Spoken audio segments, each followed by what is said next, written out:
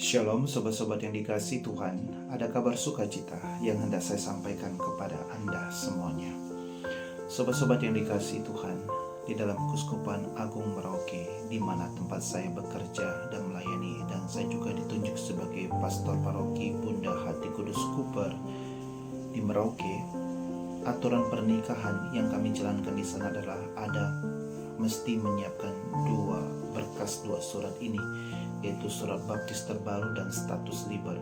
Karena untuk situasi sekarang surat baptis tidak bisa lagi menjadi pegangan, maka itu dibutuhkan status liber, yaitu pernyataan bebas tanpa terikat dengan pasangan apapun yang dikeluarkan oleh paroki setempat di mana orang-orang yang hendak menikah itu tercatat namanya dibaptis di buku pembaptisan di paroki masing-masing. Nah, kadang-kadang aturan ini ketika kita wartakan kepada banyak umat yang sudah terbiasa dengan tidak taat pada aturan, ketika kita mewartakan kebenaran hal yang benar ini, kadang-kadang terjadi pertentangan. Ada satu pengalaman di mana saya pernah tidak memberkati satu pasangan karena tidak mempunyai surat yang lengkap, yaitu status liber dan juga surat baptis terbaru ini. Maka itu terjadi suatu pertentangan, tetapi saya dikuatkan oleh Bapak Uskup saya, Keuskupan Agung Merauke, dengan mengatakan bahwa ada prinsip-prinsip tertentu yang tidak bisa dilanggar oleh pastor paroki, yaitu ketika menikahkan orang mesti ada surat status liber dan juga surat baptis terbaru, maka pasangan tersebut baru bisa dinikahkan. Sobat-sobat yang dikasihi Tuhan, hari ini Injil bercerita bagaimana Yesus juga mewartakan kebenaran ketika dia pulang kampung. Dia membaca dari kitab Yesaya, Roh Tuhan ada padaku, dan kita tahu bahwa ketika Yesus dibaptis, kuasa Tuhan bekerja dengan luar biasa di dalam diri dia. Maka itu Tuhan Yesus mewartakan kabar sukacita, melakukan banyak mukjizat. Nah, tetapi sayangnya ketika dia pulang kampung, orang-orang hanya melihat fisik Tuhan Yesus saja, dan mereka memang tahu kebenaran tentang latar belakang hidup Yesus. Dia dari keluarga Yusuf dan Maria, dan juga sanak saudaranya bersama-sama dengan mereka.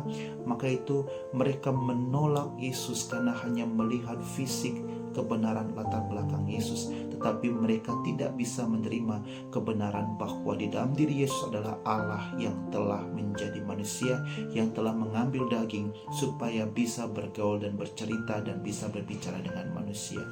Akibatnya Yesus pun dengan tegas mengatakan nabi dihormati di mana-mana kecuali tempat asalnya sendiri. Dan apa yang terjadi? Tidak banyak mukjizat yang terjadi, bahkan Yesus pun ingin disingkirkan. Sobat-sobat yang dikasihi Tuhan, itulah risiko bagi mereka yang berani mewartakan kebenaran, berani mewartakan yang benar. Banyak orang, tokoh-tokoh dunia yang berani mewartakan kebenaran, akhirnya pun mereka disingkirkan. Kami sebagai seorang imam, apalagi para pastor paroki, kami juga wajib mewartakan kebenaran aturan-aturan gereja kepada umat kami yang seringkali bentrok, yang seringkali tidak sepaham dengan umat, karena mungkin umat sudah terbiasa dengan aturan-aturan yang bukan sesuai dengan aturan hukum kitab kanonik. Nah, apalagi Anda juga yang terpanggil sebagai hidup rumah tangga. Kadang-kadang di dalam hidup rumah tangga itu perlu juga mewartakan kebenaran dalam hidup rumah tangga. Supaya apa? Supaya tidak terjadi kepalsuan di dalam kehidupan. Namun ada risiko yang harus ditanggung bagi mereka yang berani mewartakan kebenaran. Misalnya seorang suami kedapatan berselingkuh, istrinya itu mengatakan kebenaran bahwa engkau selingkuh, maka itu seringkali terjadi cekcok yang sangat besar. Maka itu resiko bagi mereka yang berani mewartakan kebenaran adalah kadang-kadang terjadi pertentangan dan kesalahpahaman. Sobat-sobat yang dikasihi Tuhan, apakah kita harus mundur dalam mewartakan kebenaran? Tidak. Tuhan pasti menyertai kita, Roh Kudus pasti menyertai kita dalam mewartakan kebenaran. Jangan takut selama engkau berani mewartakan kebenaran dalam kehidupanmu, meskipun ada resiko yang harus engkau tanggung, percayalah Tuhan pasti menyertaimu. Mintalah Roh Kudus yang menguatkan kita dari dalam, sehingga kita mampu mewartakan kebenaran terus di dalam kehidupan kita kepada banyak, meskipun itu menyakitkan.